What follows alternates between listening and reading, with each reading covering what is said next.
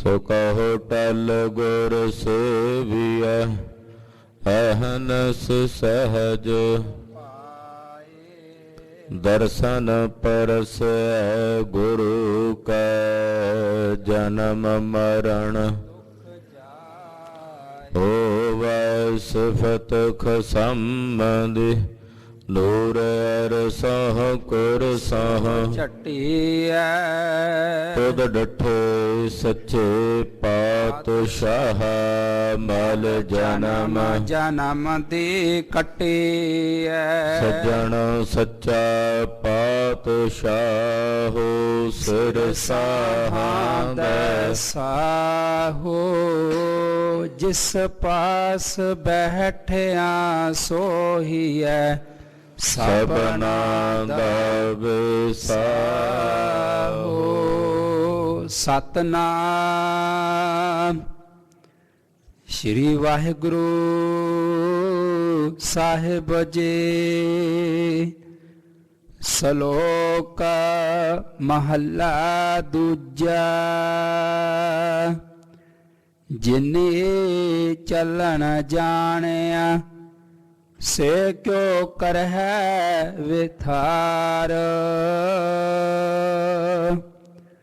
चलन सार न जानने काज सवारण हार। जिने चलन जानिया से क्यों करह विथार। चलन सार न जानने काज सवारण हार। महला दूजा। रात कारण धन संचिया भल के चलन होए। नानक नाल न चलाए फिर पछतावा होए। महला दूजा। बद्दा चटे जो पर ना गुण ना उपकार। सेते खुशी सवारिया नानक कारज सार। महला दूजा। मन हठ तरफ न जै पई जे बहुता काले। तरफ जिन सत पाओ दे जन नानक शब्द विचारे। पौड़ी करता कारण जिन किया सो जाने सोई। आपे श्रेष्ठ उपाय अन आपे फुन गोई। जुग चारे सब भाव थके किन के मत होई। सतगुर एक विखालिया मन तन सुख होई। गुरमुख सदा सलाहिया करता करे सो होई। सतगुर एक विखालिया मन तन सुख होई। गुरमुख सदा सलाहिया करता करे सो होए।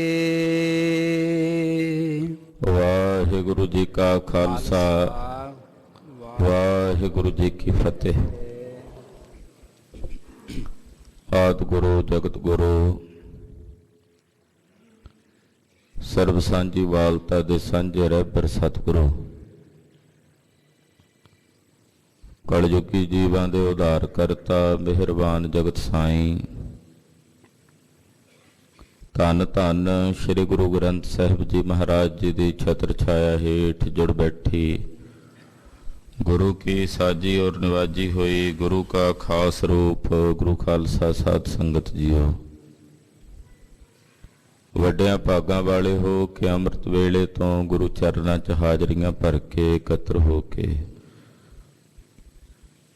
ਆਪਣੇ ਜੀਵਨ ਦੀਆਂ ਘੜੀਆਂ ਗੁਰੂ ਲੇਖੇ ਲਾ ਕੇ ਸਫਲੀਆਂ ਕਰ ਰਹੇ ਹੋ। ਸਰਬ ਆਸਾ ਪੂਰਨ ਕਰਨੇ ਵਾਲੀ ਸ੍ਰੀ ਆਸਾ ਜੀ ਦੀ ਵਾਰ ਦੇ ਸ਼ਬਦ ਕੀਰਤਨ ਰਾਗੀ ਸਿੰਘਾਂ ਦੀ ਰਸਨਾ ਤੋਂ ਬਹੁਤ ਹੀ ਅਦਬ ਸਤਿਕਾਰ ਸ਼ਰਧਾ ਭਾਵਨਾ ਸਹਿਤ ਆਪ ਜੀ ਨੇ ਸਰਵਣ ਕੀਤੇ ਹਨ। ਸ੍ਰੀ ਮੁਖਵਾਕ ਜੋ ਸੋਹੀ ਦੀ ਵਾਰ ਚੋਂ ਅੱਜ ਅੰਮ੍ਰਿਤ ਵੇਲੇ ਸਤਿਗੁਰਾਂ ਨੇ ਸਾਨੂੰ ਬਖਸ਼ਿਸ਼ ਕੀਤੇ ਹਨ। ਆਓ ਮਨ ਬਿਰਤੀਆਂ ਇਕਾਗਰ ਕਰਕੇ ਸਤਿਗੁਰੂ ਜੀ ਦੇ ਸ਼ਬਦ ਦੀ ਵਿਚਾਰ ਨਾਲ ਜੁੜੀਏ। ਜਿੱਥੇ ਤਨ ਕਰਕੇ ਹਾਜ਼ਰੀਆਂ ਭਰ ਰਹੇ ਹਾਂ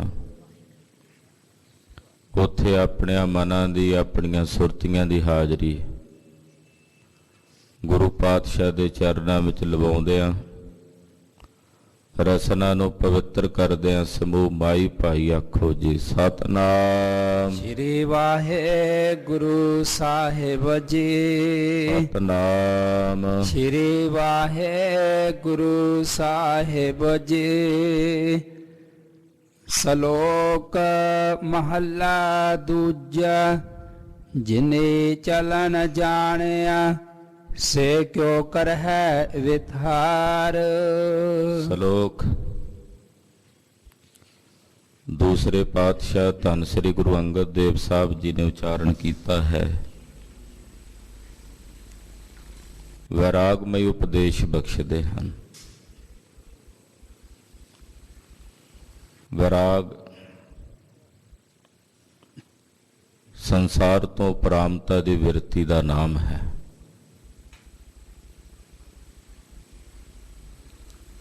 ਕਿ ਸੰਸਾਰ ਦੇ ਕਿਸੇ ਪਦਾਰਥ ਦਾ ਕਿਸੇ ਵਸਤੂ ਦਾ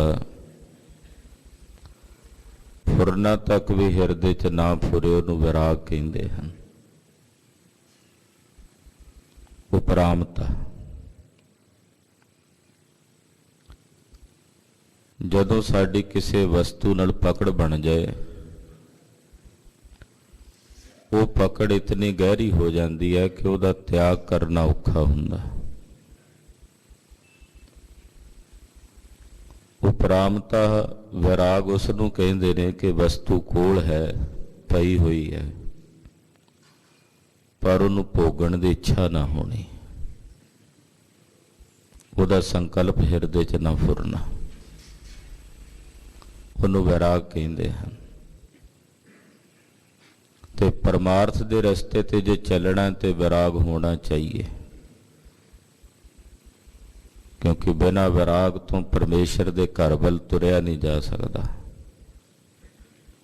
ਤੋ ਗੁਰਬਾਣੀ ਵਿੱਚ ਸਤਿਗੁਰਾਂ ਨੇ ਬਹੁਤ ਸਾਰੇ ਸ਼ਬਦ ਉਚਾਰਨ ਕੀਤੇ ਹਨ ਜਿਨ੍ਹਾਂ ਸ਼ਬਦਾਂ ਵਿੱਚ ਸਤਿਗੁਰਾਂ ਨੇ ਵਿਰਾਗ ਦੇ ਪ੍ਰਕਰਣ ਦੀ ਗੱਲ ਕੀਤੀ।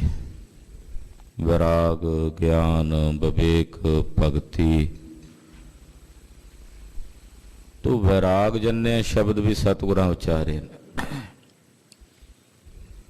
ਅੱਜ ਦਾ ਜਿਹੜਾ ਪਾਵਨ ਸ਼ਬਦ ਸਤਿਗੁਰੂ ਗੁਰੂ ਅੰਗਦ ਦੇਵ ਸਾਹਿਬ ਜੀ ਉਚਾਰਨ ਕਰ ਰਹੇ ਨੇ ਸ਼ਲੋਕ,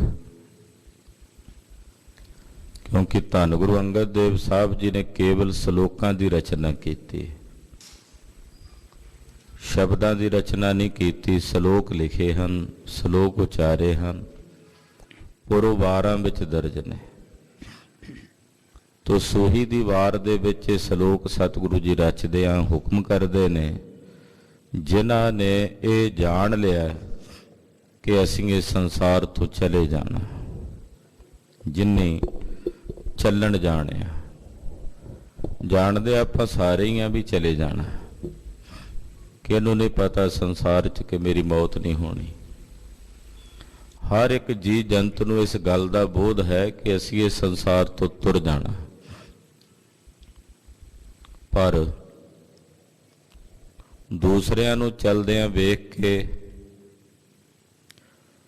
ਕਦੇ-ਕਦੇ ਕਿਤੇ ਥੋੜਾ ਬਹੁਤ ਮਨ 'ਚ ਇੱਛਾ ਜਾਂ ਮਨ 'ਚ ਕੋਈ ਇਦਾਂ ਦਾ ਫੁਰਨਾ ਫੁਰ ਆਵੇ ਵੀ ਚਲੇ ਜਾਣਾ, ਨਹੀਂ ਤਾਂ ਫੁਰਦਾ ਨਹੀਂ ਹੈ। ਇਹ ਸੰਸਾਰ ਇੱਕ ਸਰਾਂ ਹੈ। ਇੱਕ ਰਾਤ ਲਈ ਕੋਈ ਮਨੁੱਖ ਆਉਂਦਾ ਤੇ ਸਵੇਰੇ ਤੁਰ ਜਾਂਦਾ। ਜਿਹੜੇ ਸਰਾਂ ਵਿੱਚ ਰਾਤ ਕੱਟਣ ਲਈ ਆਉਂਦੇ ਨੇ ਉਹਨਾਂ ਨੂੰ ਪਤਾ ਹੁੰਦਾ ਵੀ ਅਸੀਂ ਕੱਲ ਨੂੰ ਜਾਂ ਪਰਸੋਂ 2 ਦਿਨ ਰਹਿ ਕੇ ਚਲੇ ਜਾਣਾ, ਪਰ ਜਿਹੜੇ ਉਹਨਾਂ ਸਰਾਵਾਂ ਦੇ ਮਾਲਕ ਹੁੰਦੇ ਨੇ, ਜਿਹੜੇ ਉਹਨਾਂ ਸਰਾਵਾਂ ਦੇ ਵਿੱਚ ਰਹਿ ਕੇ ਉਹਦਾ ਪ੍ਰਬੰਧਕ ਵੀ ਕਰਦੇ ਹੋਣ, ਉਹਨਾਂ ਨੂੰ ਇਹ ਫੁਰਨਾ ਨਹੀਂ ਫੁਰਦਾ ਕਿ ਅਸੀਂ ਇੱਥੋਂ ਚਲੇ ਜਾਣਾ। ਦਰਅਸਲ ਚਲੇ ਉਹਨਾਂ ਨੇ ਵੀ ਜਾਣਾ, ਸਰਾਵਾਂ ਦੇ ਮਾਲਕਾਂ ਨੇ ਵੀ ਚਲੇ ਜਾਣਾ। ਬਸ ਉਹਨੂੰ ਇੱਕ ਭਰਮ ਹੋ ਜਾਂਦਾ ਵੀ ਮੈਂ ਇੱਥੇ ਰਹਿਣਾ ਤੇ ਸ਼ਾਇਦ ਇੱਥੇ ਹੀ ਮੇਰਾ ਪੱਕਾ ਟਿਕਾਣਾ, ਮੈਂ ਜਾਣਾ ਨਹੀਂ ਹੈ। ਬਸ ਇਦਾਂ ਦਾ ਭਰਮ ਸਾਡੇ ਦਿਲਾਂ ਵਿੱਚ ਵੀ ਹੈ, ਸਾਡੇ ਹਿਰਦਿਆਂ ਵਿੱਚ ਵੀ ਪੈ ਰਿਹਾ। ਜਦੋਂ ਕੋਈ ਦੂਸਰਾ ਚਲਾਣਾ ਕਰੇ ਤੇ ਸਮਝ ਲੈਂਦੇ ਆ ਵੀ ਇਹਨਾਂ ਨੇ ਚਲੇ ਜਾਣਾ, ਪਰ ਆਪਣੇ ਆਪ ਦੇ ਉੱਤੇ ਜਦੋਂ ਇਹ ਬਿਰਤੀ ਲਾਗੂ ਕਰਨੀ ਹੋਵੇ ਤਾਂ ਮਨ 'ਚ ਇਦਾਂ ਹੀ ਫੁਰਨਾ ਹੁਰਦਾ ਵੀ ਸ਼ਾਇਦ ਅਸੀਂ ਤਾਂ ਮਰਨਾ ਹੀ ਨਹੀਂ ਕਦੇ। ਸਾਡਾ ਇਹ ਜੀਵਨ ਸदैवी ਹੈ। ਇਹ ਮਨੁੱਖੀ ਜੀਵਨ ਪਰਮੇਸ਼ਰ ਦੀ ਇਬਾਦਤ ਲਈ ਮਿਲਿਆ, ਉਹਦੀ ਬੰਦਗੀ ਲਈ ਪ੍ਰਾਪਤ ਹੋਇਆ, ਪਰ ਇਹ ਸदैवी ਨਹੀਂ ਹੈ, ਇਹ ਸਦਾ ਨਹੀਂ ਰਹਿਣਾ। ਇੱਕ ਸੁਪਨਾ ਹੈ, ਵੇਖ ਰਹੇ ਹਾਂ, ਇਸੇ ਕਰਕੇ ਸੱਚ ਜਿਹਾ ਪ੍ਰਤੀਤ ਹੁੰਦਾ, ਪਰ ਸੁਪਨਾ ਸੱਚ ਨਹੀਂ ਹੁੰਦਾ ਤੇ ਸੁਪਨਾ ਝੂਠਾ ਵੀ ਨਹੀਂ ਹੁੰਦਾ। ਝੂਠਾ ਇਸ ਕਰਕੇ ਨਹੀਂ ਹੁੰਦਾ ਕਿਉਂਕਿ ਦਿਸ ਰਿਹਾ ਹੈ, ਸੱਚ ਇਸ ਕਰਕੇ ਨਹੀਂ ਹੈ ਕਿ ਸੁਪਨੇ ਦੀ ਜਿਤਨੀ ਸਮੱਗਰੀ ਸੁਪਨੇ 'ਚ ਦਿਸਦੀ ਹੈ ਜਾਗਦਿਆਂ ਸਾਰੀ ਖਤਮ ਹੋ ਜਾਂਦੀ ਹੈ, ਬਿਨਸ ਜਾਂਦੀ ਹੈ, ਕੁਝ ਵੀ ਨਜ਼ਰ ਨਹੀਂ ਆਉਂਦਾ। ਇਸ ਕਰਕੇ ਜਿਹੜਾ ਸੰਸਾਰ ਹੈ ਇਹਨੂੰ ਸੁਪਨੇ ਮਾਨਿੰਦ ਕਿਹਾ ਹੈ। ਅਵਿਦਿਆ ਤੇ ਅਗਿਆਨਤਾ ਦੀ ਨਿੰਦਰਾ ਵਿੱਚ ਸੁੱਤੇ ਪਿਆਂ ਨੂੰ ਇਹ ਸੰਸਾਰ ਸੁਪਨੇ ਵਜੋਂ ਨਜ਼ਰ ਆ ਰਿਹਾ ਹੈ ਨਹੀਂ ਹੈ, ਸਤ ਨਹੀਂ ਹੈ। ਜਿਨ੍ਹਾਂ ਨੇ ਇਹ ਗੱਲ ਹਿਰਦੇ 'ਚ ਵਾਸਤਵਿਕ ਰੂਪ 'ਚ ਜਾਣ ਲਈ, ਜਾਣਦੇ ਤਾਂ ਸਾਰੇ ਨੇ ਵੀ ਚਲੇ ਜਾਣਾ, ਪਰ ਜਿਨ੍ਹਾਂ ਨੇ ਇਹ ਗੱਲ ਪੱਕੇ ਤੌਰ ਤੇ ਆਪਣੇ ਹਿਰਦੇ 'ਚ ਜਾਣ ਲਈ ਹੈ ਵੀ ਅਸੀਂ ਚਲੇ ਜਾਣਾ। ਰਹਿਣ ਨਾ ਪਾਵੇ ਸੁਰ ਨਰ ਦੇਵਾ, ਊਠ ਸਿਧਾਰੇ ਕਰ ਮੁਨ ਜਨ ਸੇਵਾ। ਕਿਸੇ ਨੇ ਇੱਥੇ ਪੱਕਾ ਨਹੀਂ ਰਹਿਣਾ, ਜੋ ਦਿਨ ਆਵੇ ਸੋ ਦਿਨ ਜਾਹੀ, ਕਰਨਾ ਕੂਚ ਰਹਿਣ ਥਿਰ ਨਾਹੀ। ਸੰਗ ਚਲਤ ਹੈ ਹਮ ਪੀ ਚਲਨਾ, ਦੂਰ ਗਗਨ ਸ੍ਰੀ ਉਪਰ ਮਰਨਾ। ਜਨਮ ਸਿਰਾਨੋ ਪੰਥ ਨਾ ਸਵਾਰਾ, ਸਾਂਝ ਪਰੀ ਦਹਿ ਦਿਸ ਅੰਧਿਆਰ। ਕਿਸੇ ਇੱਥੇ ਥਿਰ ਨਹੀਂ ਰਹਿਣਾ, ਸੇਖ ਹਯਾਤੀ ਪੀਰ ਨਾ ਕੋਈ ਥਿਰ ਰਿਹਾ। ਕੋਈ ਇੱਥੇ ਪੱਕਾ ਤੌਰ ਤੇ ਟਿਕਾਣਾ ਬਣਾ ਕੇ ਨਹੀਂ ਰਿਹਾ, ਸਭ ਨੇ ਜਾਣਾ। ਗਏ ਨੇ, ਪੂਰਾਂ ਦੇ ਪੂਰ ਭਰ ਕੇ ਗਏ ਨੇ ਕਿ ਅਸੀਂ ਉਹਨਾਂ ਦੀ ਗਿਣਤੀ ਮਿਣਤੀ ਕਰ ਸਕਦੇ ਹਾਂ ਵੀ ਕਿੰਨੇ ਕੁ ਚਲੇ ਗਏ ਨੇ, ਗਿਣ ਸਕਦੇ ਹਾਂ ਨਹੀਂ। ਕਿੰਨੇ ਆ ਰਹੇ ਨੇ ਉਹ ਵੀ ਨਹੀਂ ਗਿਣੇ ਜਾਂਦੇ, ਕਿੰਨੇ ਚਲੇ ਗਏ ਨੇ ਹੋ ਕੇ ਬੀਤ ਗਏ ਨੇ, ਅੱਗੇ ਹੋਰ ਕਿੰਨੇ ਕੌਣਗੇ। ਇਹ ਜਨਮ ਮਰਨ ਦੀ ਖੇਡ ਸੰਸਾਰ ਵਿੱਚ ਨਿਰੰਤਰ ਹੀ ਚੱਲ ਰਹੀ ਹੈ। ਤੋ ਪਾਤਸ਼ਾਹ ਕਹਿੰਦੇ ਜਿਨ੍ਹਾਂ ਨੇ ਇਹ ਗੱਲ ਆਪਣੇ ਹਿਰਦੇ 'ਚ ਪੱਕੇ ਤੌਰ ਤੇ ਜਾਣ ਲਈ, ਫਿਰ ਉਹ ਆਪਣਾ ਖਲਾਰਾ ਨਹੀਂ ਖਿਲਾਰਦੇ, ਉਹ ਫਿਰ ਆਪਣਾ ਵਿਸਥਾਰ ਨਹੀਂ, ਬਹੁਤਾ ਖਲਾਰਾ ਨਹੀਂ। ਸੇ ਕਿਉਂ ਕਰਹਿ ਵਿਥਾਰ, ਉਹ ਫਿਰ ਕਿਉਂ ਵਿਸਥਾਰ ਕਰਨ। ਉਹ ਕਹਿੰਦੇ ਜਿੰਨਾ ਜ਼ਿਆਦਾ ਵਿਸਥਾਰ ਕਰਾਂਗੇ ਉਹਨੂੰ ਸਮੇਟਣਾ ਉਨਾ ਹੀ ਔਖਾ ਹੋਵੇਗਾ,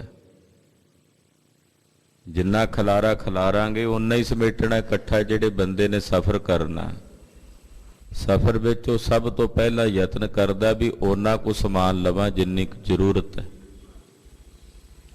ਫਿਰ ਜਿੱਥੇ ਉਹਨੇ ਕਿਤੇ ਰਾਤ ਕੱਟਣੀ ਹੋਵੇ ਉੱਥੇ ਉਹ ਸਾਰਾ ਸਮਾਨ ਆਪਣੇ ਬੈਗ ਚੋਂ ਕੱਢ ਕੇ ਨਹੀਂ ਖਿਲਾਰ ਦਿੰਦਾ।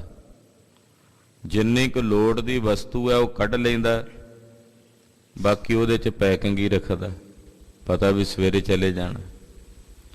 ਤੇ ਜੇ ਉਹ ਖਲਾਰਾ ਖਲਾਰ ਦੇਵੇ, ਸਾਰਾ ਟੈਚੀ ਕੱਢ ਕੇ ਕੱਪੜੇ ਕੋਈ ਇੱਧਰ ਸੁੱਟਿਆ ਕੋਈ ਉੱਧਰ ਸੁੱਟਿਆ ਹੋਵੇ, ਤੇ ਸਵੇਰੇ ਜਦੋਂ ਜਾਣਾ ਹੋਵੇ ਉਹਨੂੰ ਇਕੱਤਰ ਕਰਨਾ ਤਾਂ ਉਹਨੂੰ ਹੀ ਪੈਣਾ ਨਾ, ਇਕੱਠਾ ਤਾਂ ਉਹਨੂੰ ਹੀ ਕਰਨਾ ਪੈਣਾ। ਇਸੇ ਤਰ੍ਹਾਂ ਇਹ ਸੰਸਾਰ ਵਿੱਚ ਜਿਨ੍ਹਾਂ ਨੇ ਜਾਣ ਲਿਆ ਕਿ ਅਸੀਂ ਚਲੇ ਜਾਣਾ, ਫਿਰ ਉਹ ਆਪਣਾ ਬਹੁਤਾ ਖਲਾਰਾ ਨਹੀਂ ਖਿਲਾਰਦੇ। ਸੀਮਤ ਵਸਤੂ ਜਿੰਨੀ ਕੁ ਜ਼ਰੂਰਤ ਹੈ ਉਹਦੇ ਵਿੱਚ ਵਰਤਣਾ, ਸੀਮਤ ਵਸਤੂਆਂ, ਸੀਮਤ ਦਾਇਰਾ, ਕਿ ਤਾਂ ਜੋ ਜਦੋਂ ਜਾਈਏ ਤੇ ਉਦੋਂ ਕਿਸੇ ਵਸਤੂ ਦੇ ਨਾਲ ਮਮਤਾ ਜੀ ਨਾ ਬਣੀ ਰਹੇ। ਕਿਉਂਕਿ ਜਿੰਨਾ ਜ਼ਿਆਦਾ ਖਲਾਰਾ ਹੋਵੇਗਾ ਬਿਰਤੀਆਂ ਓਨੀਆਂ ਜ਼ਿਆਦਾ ਖਿੰਡਣਗੀਆਂ। ਇੱਕ ਬੰਦੇ ਨੇ ਇੱਕ ਛੋਟੇ ਜਿਹੇ ਘਰ ਦੀ ਛੋਟੀ ਜਿਹੀ ਵਸਤੂ ਦੇ ਧਿਆਨ ਦੇ ਵਿੱਚ ਸੁਰਤ ਲਾਣੀ ਹੈ। ਇੱਕ ਨੇ ਆਲੇ ਦੁਆਲੇ ਇੰਨਾ ਖਲਾਰਾ ਖਲਾਰਿਆ ਵੀ ਇੱਧਰ ਵੀ ਘਰ ਹੈ ਉੱਧਰ ਵੀ ਘਰ ਹੈ, ਸਾਰੇ ਪਾਸੇ ਸੁਰਤ ਖਿੰਡੀ ਹੋਵੇਗੀ। ਔਖਾ ਹੁੰਦਾ ਨਾ ਉਹਨੂੰ ਇਕੱਤਰ ਕਰਨਾ, ਉਨੀਆਂ ਬਿਰਤੀਆਂ ਨੂੰ ਸੰਕੋਚਣਾ ਇਕੱਤਰ ਹੁੰਦਾ। ਜਿੰਨਾ ਖਲਾਰਾ ਵੱਧ ਹੋਵੇਗਾ ਬਿਰਤੀ ਉਨੀ ਜ਼ਿਆਦਾ ਖਿੰਡੇਗੀ। ਇਸ ਕਰਕੇ ਸਾਧਕ ਪੁਰਸ਼ ਉਹ ਆਪਣੀਆਂ ਵਸਤੂਆਂ ਦਾ ਖਲਾਰਾ ਨਹੀਂ ਖਿਲਾਰਦੇ, ਬਹੁਤ ਜ਼ਿਆਦਾ ਵਿਸਥਾਰ ਨਹੀਂ ਕਰਦੇ। ਮਾਰਕੰਡਾ ਰਿਸ਼ੀ ਬੜੇ ਮਹਾਨ ਪ੍ਰਸਿੱਧ ਮਹਾਂਪੁਰਖ ਹੋਏ। ਗੁਰਬਾਣੀ ਵਿੱਚ ਮੇਰੇ ਪਾਤਸ਼ਾਹ ਨੇ ਉਹਨਾਂ ਦਾ ਜ਼ਿਕਰ ਕੀਤਾ।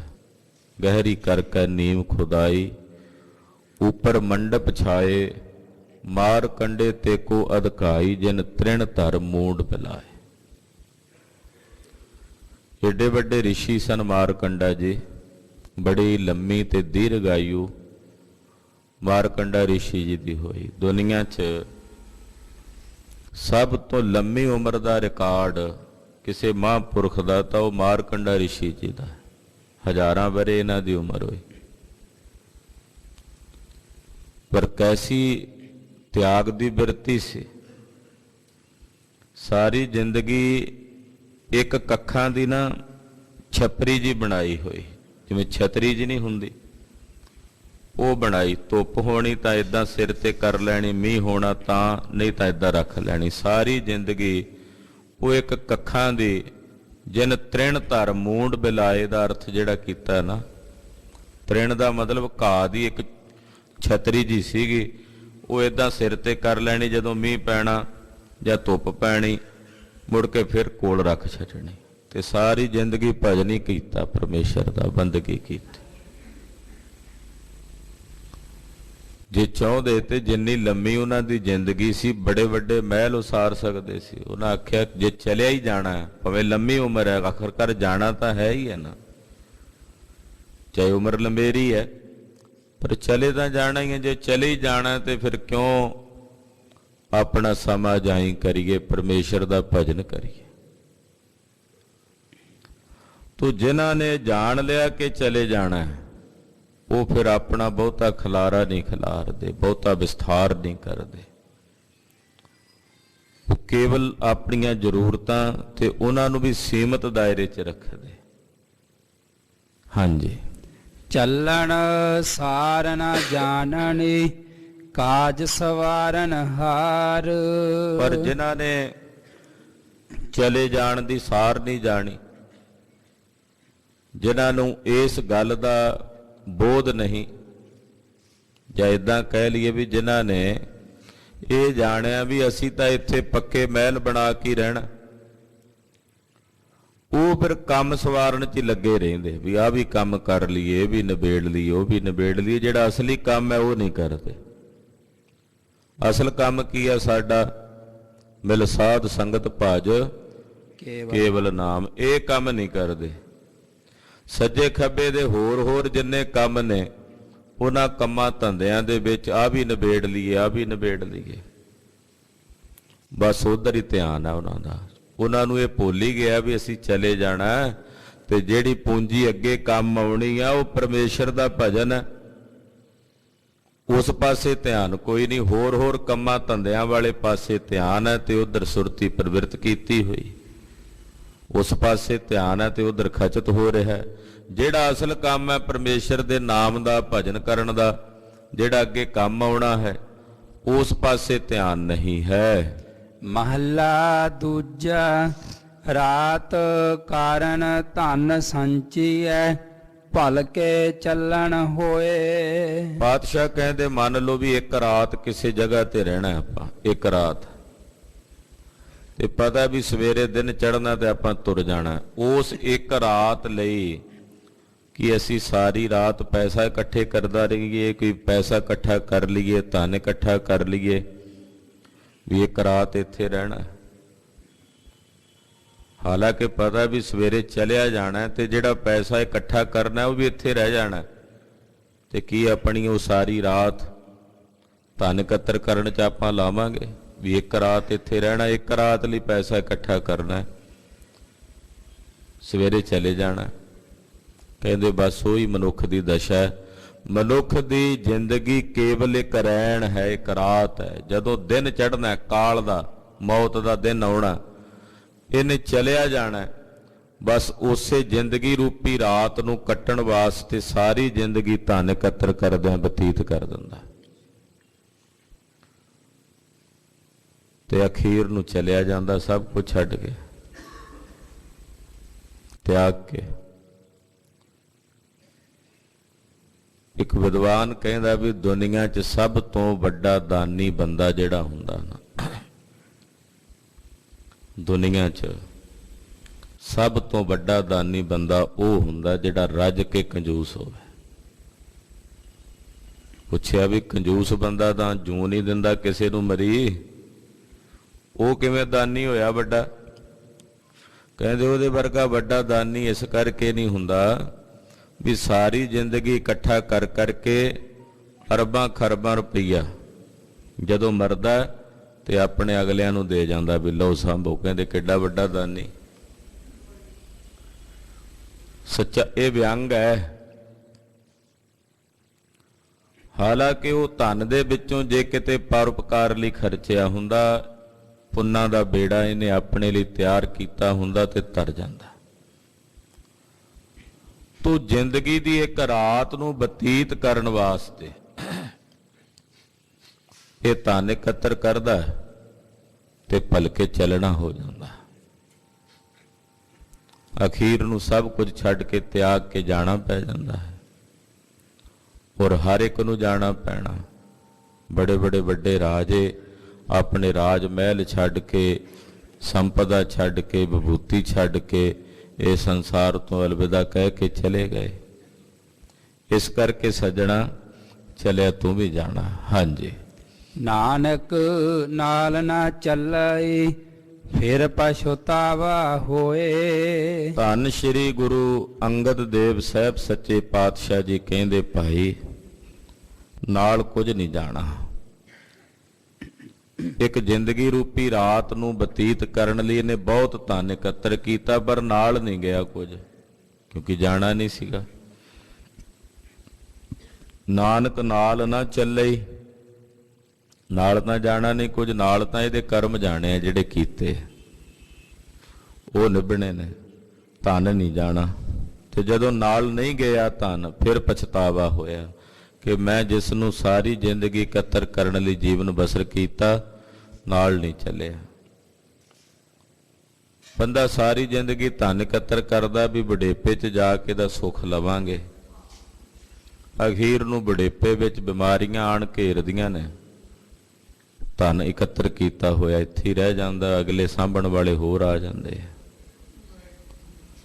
ਤੋ ਗੁਰੂ ਪਾਤਸ਼ਾਹ ਨੇ, ਧੰਨ ਗੁਰੂ ਨਾਨਕ ਦੇਵ ਸਾਹਿਬ ਨੇ ਨਸੀਹਤਨਾਮੇ 'ਚ ਇਹ ਬਚਨ ਲਿਖੇ ਵੀ ਨੇ ਵੀ ਦਮੜਾ ਤਿਸੀ ਕਾ ਜੋ ਖਰਚਿਆ ਰਖਾਵ। ਜਿਹੜਾ ਪੈਸਾ ਤੁਸੀਂ ਖਰਚ ਲਿਆ, ਖਾ ਲਿਆ, ਉਹ ਤੁਹਾਡਾ। ਜਿਹੜਾ ਜੋੜ ਕੇ ਰੱਖ ਲਿਆ, ਇਕੱਤਰ ਕਰਕੇ ਰੱਖ ਲਿਆ, ਉਹ ਖਬਰੇ ਕਿਹਦਾ ਹੋਣਾ, ਇਹ ਤਾਂ ਨਹੀਂ ਨਾ ਜਾਣਦੇ। ਗਰੀਬਨਵਾਜ ਪਾਤਸ਼ਾਹ ਕਹਿੰਦੇ ਬੰਦਾ ਜੋੜਨ ਵਾਸਤੇ ਫਿਰ ਪਾਪ ਕਰਦਾ, ਵੀ ਹੋਰ ਜੁੜ ਜਾਏ, ਹੋਰ ਜੁੜ ਜਾਏ, ਹੋਰ ਜੁੜ ਜਾਏ, ਉਹਦੇ ਲਈ ਫਿਰ ਪਾਪ ਕਰਦਾ। ਤੋ ਪਾਪ ਕਰਦਿਆਂ ਕਰਦਿਆਂ ਜਿਹੜਾ ਧਨ ਇਕੱਤਰ ਕਰਦਾ ਹੈ, ਧਨ ਤਾਂ ਨਾਲ ਨਹੀਂ ਜਾਂਦਾ, ਪਰ ਜਿਹੜੇ ਪਾਪ ਕੀਤੇ ਸੀ ਉਹ ਜ਼ਰੂਰ ਨਾਲ ਚੱਲੇ। ਉਹਦਾ ਲੇਖਾ ਜੋਖਾ ਜ਼ਰੂਰ ਦੇਣਾ ਪਿਆ। ਕਈਆਂ ਨੂੰ ਠੱਗਿਆ, ਕਈਆਂ ਦੇ ਗਲ ਵੱਢੇ, ਉਹ ਹਰ ਇੱਕ ਦਾ ਹਿਸਾਬ ਕਿਤਾਬ ਦੇਣਾ ਪੈਣਾ। ਤੋ ਗਰੀਬ ਨਵਾਜ ਦਇਆਨੰਦ ਸੁਆਮੀ ਸਾਹਿਬ ਸੱਚੇ ਪਾਤਸ਼ਾਹ ਜੀ ਕਹਿੰਦੇ, ਜਦੋਂ ਨਾਲ ਨਹੀਂ ਜਾਂਦਾ ਫਿਰ ਕੁਝ, ਫਿਰ ਇਹਦੇ ਅੰਦਰ ਕੇਵਲ ਪਛਤਾਵਾ ਹੀ ਬਾਕੀ ਰਹਿ ਜਾਂਦਾ ਹੈ। ਮਹੱਲਾ ਦੂਜਾ। ਬੱਧਾ ਚੱਟੇ ਜੋ ਪਰੇ, ਨਾ ਗੁਣ ਨਾ ਉਪਕਾਰ। ਇਹ ਪੰਕਤੀ ਦੇ ਅਰਥ ਮਹਾਂਪੁਰਖਾਂ ਨੇ ਬਹੁਤ ਢੰਗਾਂ ਨਾਲ ਕੀਤੇ। ਕਹਿੰਦਾ ਜੀ ਮੈਂ ਆਪਣੇ ਬੱਚੇ ਪਾਲਦਾ, ਪਰਿਵਾਰ ਪਾਲਦਾ, ਸੰਬੰਧੀਆਂ ਦੀ ਜ਼ਿੰਮੇਵਾਰੀ ਨਿਭਾਉਣਾ। ਮਹਾਰਾਜ ਜੀ ਕਹਿੰਦੇ ਬੱਧਾ ਚੱਟੀ ਹੈ, ਖੁਸ਼ੀ ਨਾਲ ਤਾਂ ਨਹੀਂ ਕਰ ਰਿਹਾ, ਬੱਧਾ ਚੱਟੀ ਭਰ ਰਿਹਾ। ਵੀ ਜੇ ਇਹਨਾਂ ਨੂੰ ਨਾ ਸੰਬੰਧੀਆਂ ਨੂੰ ਸੰਭਾਲਿਆ, ਇਹਨਾਂ ਨੂੰ ਨਾ ਜਲ ਪਾਣੀ ਪੁੱਛਿਆ, ਘਰ ਆਇਆਂ ਨੂੰ ਚਾਹ ਪਾਣੀ ਨਾ ਪੁੱਛਿਆ, ਤੇ ਲਾਂਭਾ ਦੇਣਗੇ। ਬੱਧਾ ਚੱਟੀ ਹੈ ਨਾ, ਚਾਹ ਤਾਂ ਨਹੀਂ ਹੈ। ਜਿਹੜਾ ਕੰਮ ਕਿਸੇ ਬੱਧਾ ਚੱਟੀ ਦੇ ਸਹਿਤ ਕੀਤਾ ਜਾਏ, ਮਹਾਰਾਜ ਜੀ ਕਹਿੰਦੇ ਨਾ ਤਾਂ ਉਹ ਗੁਣ ਹੈ ਤੇ ਨਾ ਉਪਕਾਰ ਹੈ। ਨਾ ਕਿਸੇ ਗੁਣ ਵਿੱਚ ਨਾ ਉਪਕਾਰ। ਜਾਂ ਹਾਂ ਦੂਸਰਾ ਅਰਥ ਏਦਾਂ ਵੀ ਹੈ ਵੀ ਜਦੋਂ ਕੋਈ ਕੈਦੀ, ਉਹਨੂੰ ਕੈਦ ਦੀ ਸਜ਼ਾ ਹੁੰਦੀ ਹੈ, ਜੱਜ ਕਹਿੰਦਾ ਵੀ ਤੈਨੂੰ ਇੰਨੇ ਵਰਿਆਂ ਦੀ ਕੈਦ, ਉਹ ਨਾਲ ਜੁਰਮਾਨਾ ਲਾਉਂਦਾ ਵੀ ਤੂੰ 10,000 20,000 ਲੱਖ ਰੁਪਇਆ ਜੁਰਮਾਨਾ ਵੀ ਭਰਨਾ। ਹੁਣ ਉਹ ਜੁਰਮਾਨਾ ਵੀ ਭਰਦਾ ਕੈਦੀ, ਤੇ ਜੁਰਮਾਨਾ ਭਰ ਕੇ ਕਹੇ ਵੀ ਮੈਂ ਤਾਂ ਦਾਨ ਕੀਤਾ, ਉਹ ਕਿਸੇ ਉਪਕਾਰ ਚਾਹੂ? ਬੱਧਾ ਚੱਟੀ ਭਰਨਾ ਪਿਆ ਨਾ, ਨਹੀਂ ਭਰਦਾ ਤੇ ਉਹ ਕਹਿੰਦਾ ਵੀ ਜੇ ਤੂੰ ਨਹੀਂ ਭਰ ਸਕਦਾ ਤੇ ਇੰਨੀ ਸਜ਼ਾ ਹੋਰ ਭੋਗਣੀ ਪਊ। ਅਸੀਂ ਸਭ ਇਸ ਸੰਸਾਰ ਦੇ ਵਿੱਚ ਕੈਦੀ ਹਾਂ, ਆਪੋ ਆਪਣੇ ਕਰਮਾਂ ਦਾ ਦੰਡ ਭੋਗਣਾ ਹੈ। ਤੇ ਜਿਹੜੇ ਆ ਸਾਡੇ ਨਾਲ ਸਾਡੇ ਟੱਬਰ ਦੇ ਜੀ ਜੰਤ ਨੇ, ਇਹਨਾਂ ਦਾ ਲੇਖਾ ਜੋਖਾ ਉਹ ਪੂਰਾ ਕਰ ਰਿਹਾ ਨਾਲ ਹਿਸਾਬ ਕਿਤਾਬ। ਤੇ ਹੁਣ ਕੋਈ ਕਹੇ ਜੀ ਮੈਂ ਤਾਂ ਬੜਾ ਪਰਉਪਕਾਰ ਕਰਦਾ, ਮੈਂ ਬੜਾ ਦਾਨ ਪੁੰਨ ਪਿਆ ਕਰਦਾ, ਤਾਂ ਇਹ ਤਾਂ ਜੁਰਮਾਨਾ ਆ ਬਈ, ਜਿਹੜਾ ਹੋਇਆ ਹੋਇਆ ਭਰ ਰਹੇ ਆ, ਇਹਦੇ 'ਚ ਕਿਹੜਾ ਗੁਣ ਤੇ ਕਿਹੜਾ ਉਪਕਾਰ? ਹਾਂ ਉਹੀ ਦਾਨ ਤੁਸੀਂ ਚਾਹ ਨਾਲ, ਭਾਵਨਾ ਨਾਲ ਕਿਸੇ ਗੁਰਸਿੱਖ ਨੂੰ ਭੋਜਨ ਛਕਾਇਆ, ਲੰਗਰ ਛਕਾਇਆ, ਕਿਸੇ ਲੋੜਵੰਦ ਦੀ ਲੋੜ ਪੂਰੀ ਕੀਤੀ, ਜਿਹਦੇ ਨਾਲ ਤੁਹਾਡਾ ਕੋਈ ਰਿਸ਼ਤਾ ਨਹੀਂ, ਕੋਈ ਸੰਬੰਧ ਨਹੀਂ, ਉਹ ਕਹਿ ਸਕਦੇ ਆ ਵੀ ਤੁਸੀਂ ਉਪਕਾਰ ਕੀਤਾ। ਉਹ ਉਪਕਾਰ ਦੇ ਹਿੱਸੇ ਵਿੱਚ ਆਵੇਗਾ। ਪਰ ਜੇ ਜੁਰਮਾਨਾ ਹੀ ਤਾਰ ਰਹੇ ਆ ਤੇ ਫਿਰ ਕਾਹਦਾ ਉਪਕਾਰ? ਇਸੇ ਤਰ੍ਹਾਂ ਤੀਸਰਾ ਹੋਰ ਅਰਥ ਵੀ ਇੱਕ ਹੁੰਦਾ ਵੀ ਕਿਸੇ ਨੂੰ ਪ੍ਰਾਸ਼ਚਿਤ ਕਰਮ ਕਰਨ ਵਾਸਤੇ ਕਿਹਾ ਜਾਵੇ। ਜਿਵੇਂ ਕਿਸੇ ਸਿੱਖ ਕੋਲੋਂ, ਅੰਮ੍ਰਿਤਧਾਰੀ ਸਿੱਖ ਕੋਲੋਂ ਕੋਈ ਕੁਰੈਤ ਹੋ ਜਾਏ ਤੇ ਉਹਨੂੰ 5 ਪਿਆਰਿਆਂ ਕੋਲੋਂ ਪੇਸ਼ ਹੁੰਦਾ ਨਾ, 5 ਪਿਆਰੇ ਉਹਨੂੰ ਤਨਖਾਹ ਲਾਉਂਦੇ, ਖਾਲਸੇ ਦੇ ਬੋਲੇ 'ਚ ਤਨਖਾਹ ਕਹਿੰਦੇ ਵੀ ਤੂੰ ਭਾਈ 40 ਦਿਨ ਗੁਰੂ ਘਰ ਵਿੱਚ ਝਾੜੂ ਮਾਰਨਾ, ਜਾਂ 40 ਦਿਨ ਭਾਂਡੇ ਧੋਣੇ ਆ, ਜਾਂ ਆਹ ਬਾਣੀ ਪੜ੍ਹਨੀ ਇੰਨੇ ਦਿਨ। ਉਹ ਜਿਹੜੀ ਤਨਖਾਹ ਲਾਈ ਜਾਂਦੀ ਹੈ। ਜੇ ਕੋਈ ਕਹੇ ਜੀ ਮੈਂ ਹੁਣ ਇਹ 40 ਦਿਨ ਸੇਵਾ ਕੀਤੀ ਹੈ, ਜਾਂ 40 ਦਿਨ ਝਾੜੂ, ਇਹ ਮੇਰਾ ਕੋਈ ਸੇਵਾ ਦਾ, ਮੈਨੂੰ ਇਹਦਾ ਲਾਭ ਹੈ, ਲਾਭ ਉਹ ਤਾਂ ਹੈ ਹੀ, ਪਰ ਉਹ ਜੁਰਮਾਨਾ ਹੈ, ਉਹ ਬੱਧਾ ਚੱਟੀ ਹੈ, ਪ੍ਰਾਸ਼ਚਿਤ ਕਰਮ। ਉਹ ਜਿਹੜੀ ਗਲਤੀ ਕੀਤੀ ਆ ਉਹਦਾ ਪਛਤਾਤਾਪ ਹੈ, ਉਹ ਬੱਧਾ ਚੱਟੀ ਹੈ, ਭਰਨੀ ਤਾਂ ਪਏਗੀ। ਪਰ ਉਹ ਜੇ ਤੂੰ ਕਹੇ ਵੀ ਤੇਰੇ ਖਜ਼ਾਨੇ 'ਚੋਂ ਜਮਾ ਹੋ ਜਾਏ ਉਹ ਸੇਵਾ, ਉਹ ਨਹੀਂ। ਉਹ ਜੋ ਤੂੰ ਗੁਨਾਹ ਕੀਤਾ ਉਹਦੇ ਬਖਸ਼ਣੇ ਵਾਸਤੇ ਤੈਨੂੰ ਦੰਡ ਲੱਗਾ, ਇਸ ਕਰਕੇ ਉਹ ਵੀ ਬੱਧਾ ਚੱਟੀ ਹੈ। ਤੂੰ ਕਹਿਣ ਤੋਂ ਭਾਵ ਪਾਤਸ਼ਾਹ ਕਹਿੰਦੇ ਜੇ ਉਪਕਾਰ ਦੀ ਬਿਰਤੀ ਰੱਖਣੀ ਹੈ ਤਾਂ ਫਿਰ ਬੱਧਾ ਚੱਟੀ ਨਾ ਹੋਵੇ। ਅਸੀਂ ਨਿਤਨੇਮ ਭਜਨ ਪਾਠ ਵੀ ਬੱਧਾ ਚੱਟੀ ਕਰਦੇ ਹਾਂ। ਚਲੋ ਜਾਈਏ ਗੁਰਦੁਆਰੇ ਵਿਹਲੇ ਬੈਠੇ ਆ, ਅੱਧਾ ਚੱਟੀ ਹੋ ਗਿਆ ਨਾ। ਸ਼ੌਂਕ ਤਾਂ ਨਹੀਂ, ਚਾਹ ਤਾਂ ਨਹੀਂ ਵੀ ਮਹਾਰਾਜ ਜੀ ਦੇ ਦਰਸ਼ਨ ਕੀਤੇ, ਸਤਿਗੁਰਾਂ ਦੇ ਦੀਦਾਰ ਕਰਕੇ ਗੁਰਬਾਣੀ ਸੁਣੀਏ, ਪੜ੍ਹੀਏ। ਨਿਤਨੇਮ ਵੀ ਬੱਧਾ ਚੱਟੀ ਦੇ ਨਾਲ ਵੀ ਛੇਤੀ ਛੇਤੀ ਕਰ ਲਓ। ਗ੍ਰੰਥੀ ਸਿੰਘ ਗੁਰੂ ਘਰਾਂ ਦੇ ਵਿੱਚ ਨਿਤਨੇਮ ਕਰਦੇ, ਬਹੁਤ ਵਿਰਲੇ ਗ੍ਰੰਥੀ ਸਿੰਘ ਹੋਣਗੇ ਜਿਨ੍ਹਾਂ ਅੰਦਰ ਇਹ ਚਾਹ ਹੋਵੇਗਾ ਕਿ ਅਸੀਂ ਇਹ ਨਿਤਨੇਮ ਕਰ ਰਹੇ ਹਾਂ, ਸਤਿਗੁਰੂ ਜੀ ਕਰਾ ਰਹੇ ਹੈ, ਇਹ ਸਾਡੀ ਹਾਜ਼ਰੀ ਲੱਗ ਰਹੀ ਹੈ। ਨਹੀਂ ਤਾਂ ਬੱਧਾ ਚੱਟੀ ਹੈ ਵੀ ਨੌਕਰੀ ਹੈ ਮੇਰੀ। ਅਖੰਡ ਪਾਠੀ ਪਾਠ ਕਰਦੇ, ਡਿਊਟੀ ਲਾਉਂਦੇ 2 ਘੰਟੇ ਦੀ, ਪਤਾ ਵੀ ਬਦਲੇ 'ਚ ਪੈਸੇ ਮਿਲਣੇ, ਸਾਡੀ ਬੱਧਾ ਚੱਟੀ ਹੈ। ਪਰ ਜੇ ਉਹੀ ਭਾਵਨਾ ਨਾਲ ਕਰ ਲੈਣ, ਗੁਰਬਾਣੀ ਪੜ੍ਹ ਲੈਣ ਵੀ ਮਾਇਆ ਤਾਂ ਸਾਡੇ ਰੁਜ਼ਗਾਰ ਨੂੰ ਮਿਲ ਹੀ ਜਾਣੀ ਹੈ, ਸਾਡੀ ਕਿਰਤ ਬਿਰਤ ਹੈ ਇਹ, ਪਰ ਮੈਂ ਆਨੰਦ ਨਾਲ ਪੜ੍ਹ ਲਵਾਂ ਤੇ ਫਿਰ ਉਹਨੂੰ ਵੀ ਲਾਭ ਹੋਵੇ, ਉਹਨੂੰ ਵੀ ਫਲ ਹੋਵੇ। ਐਸਾ ਨਹੀਂ ਕਿ ਹੁੰਦਾ ਨਹੀਂ, ਹੋਵੇਗਾ। ਪਰ ਜੇ ਭਾਵਨਾ ਇਦਾਂ ਦੀ ਹੋਵੇ ਕਿ ਮੈਂ ਤਾਂ ਰਸ ਲੈਣ ਲਈ ਗੁਰਬਾਣੀ ਪੜ੍ਹਨੀ ਹੈ, ਮਾਇਆ ਤਾਂ ਮਿਲ ਹੀ ਜਾਣੀ ਹੈ। ਜਿਹੜੀ ਸਾਡੀ ਪਰਾਲੱਭ ਦਾ, ਉਹ ਤਾਂ ਪਰਮੇਸ਼ਰ ਨੇ ਸਾਡੀ ਬਣਾਈ ਪਰਾਲੱਭ ਦੇ ਇਸ ਤਰੀਕੇ ਨਾਲ ਹੈ, ਪੂਜਾ ਦੇ ਧਾਨ ਨਾਲ ਸਾਡਾ ਗੁਜ਼ਾਰਾ ਚੱਲਦਾ, ਉਹ ਤਾਂ ਮਿਲ ਹੀ ਜਾਣੀ ਹੈ। ਪਰ ਮੈਂ ਆਨੰਦ ਲੈ ਕੇ ਪੜ੍ਹਾਂ ਗੁਰਬਾਣੀ ਵੀ ਇਹ ਮੇਰੀ ਕਲਿਆਣ ਵਾਸਤੇ ਹੈ, ਮੇਰੇ ਭਲੇ ਵਾਸਤੇ ਹੈ। ਨਿਤਨੇਮ ਕਰਨ ਵਾਲੇ ਗ੍ਰੰਥੀ ਸੀਗੇ, ਮੇਰੀ ਕਲਿਆਣ ਲਈ, ਮੈਂ ਆਪਣੇ ਭਲੇ ਲਈ ਪੜ੍ਹ ਰਿਹਾ। ਕੀਰਤਨ ਕਰਨ ਵਾਲੇ, ਕਥਾ ਕਰਨ ਵਾਲੇ, ਉਹ ਇਹੀ ਸਮਝਣ ਵੀ ਮੈਂ ਆਪਣੇ ਕਲਿਆਣ ਵਾਸਤੇ, ਆਪਣੇ ਭਲੇ ਵਾਸਤੇ ਕਰ ਰਿਹਾ, ਤੇ ਫਿਰ ਉਹ ਬੱਧਾ ਚੱਟੀ ਨਹੀਂ ਹੋਏਗੀ। ਤੇ ਜੇ ਇਹ ਮਨਸਾ, ਇਹ ਬਿਰਤੀ ਨਹੀਂ ਵੀ ਕੇਵਲ ਪੈਸੇ ਬਟੋਰਨੇ, ਧਨ ਇਕੱਤਰ ਕਰਨਾ, ਫਿਰ ਬੱਧਾ ਚੱਟੀ ਹੈ, ਫਿਰ ਉਹ ਕਿਸੇ ਗੁਣ ਉਪਕਾਰ 'ਚ ਨਹੀਂ ਆਉਣੀ। ਹਾਂਜੀ। ਸੇਤੇ ਖੁਸ਼ੀ ਸਵਾਰੀ ਐ, ਨਾਨਕ ਕਾਰਜ ਸਾਰ। ਮਹਾਰਾਜ ਜੀ ਕਹਿੰਦੇ ਜਿਹੜਾ ਵੀ ਕੋਈ ਕੰਮ ਸਵਾਰਨਾ ਕਰਨਾ, ਉਹਨੂੰ ਚਾਅ ਨਾਲ ਕਰੋ, ਖੁਸ਼ੀ ਨਾਲ। ਤੁਸੀਂ ਸੰਸਾਰ ਦਾ ਵੀ ਕੋਈ ਕੰਮ ਕਰਦੇ ਹੋ ਤੇ ਖੁਸ਼ੀ ਨਾਲ ਕਰੋ। ਤੁਹਾਡੀ ਜਿਹੜੀ ਕਿਰਤ ਬਿਰਤ ਹੈ, ਪਰਮੇਸ਼ਰ ਨੇ ਤੁਹਾਨੂੰ ਜਿਹੜਾ ਕੋਈ ਧੰਦਾ ਕੰਮ ਬਖਸ਼ਿਆ, ਉਹਨੂੰ ਚਾਅ ਨਾਲ ਕਰੋ। ਕੋਈ ਵੀ ਕੰਮ, ਕੋਈ ਦੁਕਾਨਦਾਰ ਆ ਤਾਂ ਦੁਕਾਨਦਾਰੀ ਚਾਅ ਨਾਲ ਕਰੇ, ਕੋਈ ਨੌਕਰੀ ਕਰਦਾ ਤਾਂ ਨੌਕਰੀ ਚਾਅ ਨਾਲ ਕਰੇ। ਇਹਦਾ ਸੰਸਾਰੀ ਕੰਮਾਂ ਵਾਸਤੇ ਵੀ ਕਹਿੰਦੇ, ਪਰ ਜਿਹੜੇ ਪਰਮਾਰਥ ਦੇ ਕਾਰਜ ਨੇ ਉਹ ਬੱਧਾ ਚੱਟੀ ਨਹੀਂ ਹੋਣੇ ਚਾਹੀਦੇ, ਬਿਲਕੁਲ ਵੀ ਬੱਧਾ ਚੱਟੀ ਨਹੀਂ ਹੋਣੇ ਚਾਹੀਦੇ। ਉਹ ਖੁਸ਼ੀ ਨਾਲ, ਚਾਅ ਨਾਲ, ਖੇੜੇ ਨਾਲ ਕਿ ਮੇਰੇ ਸਤਿਗੁਰਾਂ ਦਾ ਹੁਕਮ ਹੈ, ਮੈਂ ਇਹ ਤਾਂ ਪਿਆ ਕਰਦਾ। ਗੁਰਦੇਵ ਨੇ ਹੁਕਮ ਕੀਤਾ ਅੰਮ੍ਰਿਤ ਵੇਲੇ ਉੱਠਣ ਦਾ, ਮੈਂ ਤਾਂ ਪਿਆ ਕਰਦਾ। ਸਤਿਗੁਰੂ ਜੀ ਦਾ ਹੁਕਮ ਹੈ ਭਜਨ ਕਰਨ ਦਾ, ਬਾਣੀ ਪੜ੍ਹਨ ਦਾ, ਸੰਗਤ ਕਰਨ ਦਾ, ਮੈਂ ਤਾਂ ਪਿਆ ਕਰਦਾ। ਤੋ ਖੁਸ਼ੀ ਨਾਲ ਜਿਹੜਾ ਕਾਰਜ ਤੁਸੀਂ ਖੁਸ਼ੀ ਨਾਲ ਕਰੋਗੇ ਉਹ ਸਫਲ ਹੋਵੇਗਾ, ਉਹ ਕਾਰਜ ਸਫਲ ਹੋਵੇਗਾ। ਤੇ ਜੇ ਬੱਧਾ ਚੱਟੀ ਭਰੋਗੇ ਤੇ ਫਿਰ ਉਹ ਸਫਲ ਨਹੀਂ ਹੈ, ਉਹ ਸਫਲ ਨਹੀਂ ਹੋਣਾ, ਉਹਦੇ ਤੇ ਸਫਲਤਾ ਦੀ ਮੋਹਰ ਨਹੀਂ ਲੱਗਣੀ। ਉਸ ਕਾਰਜ ਤੇ ਸਫਲਤਾ ਦੀ ਮੋਹਰ ਲੱਗਣੀ ਹੈ ਜਿਹੜਾ ਤੁਸੀਂ ਚਾਅ ਤੇ ਖੁਸ਼ੀ ਨਾਲ ਕਰੋਗੇ।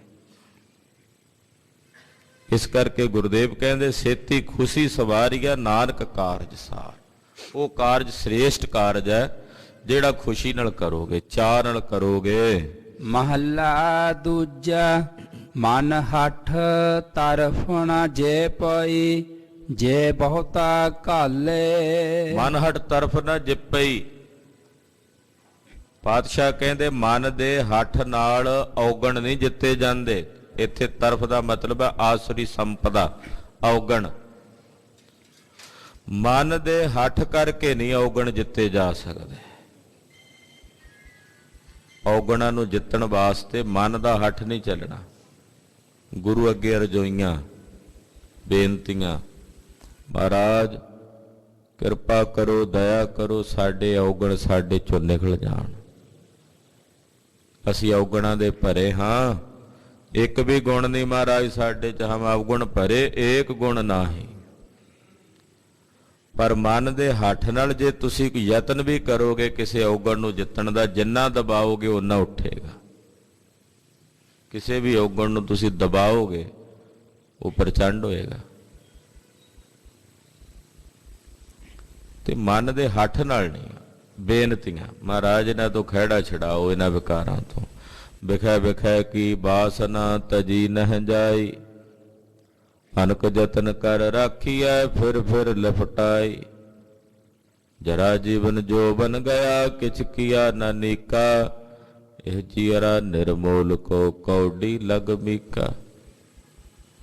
ਮਹਾਰਾਜ ਕਿਰਪਾ ਕਰੋ, ਰਾਖ ਰਾਖ ਮੇਰੇ ਬੀਠਲਾ ਜਨ ਸ਼ਰਨ ਤੁਮਾਰੀ। ਤੁਹਾਡੀ ਸ਼ਰਨ 'ਚ ਰੱਖ ਲਓ, ਪਰ ਹੱਠ ਨਾਲ ਨਹੀਂ, ਕਿਉਂਕਿ ਹੱਠ ਹੰਕਾਰ 'ਚ ਉਤਪਦਾ ਹੈ। ਮਨ ਦੇ ਹੱਠ ਨਾਲ ਜਦੋਂ ਹੰਕਾਰ ਕਰਕੇ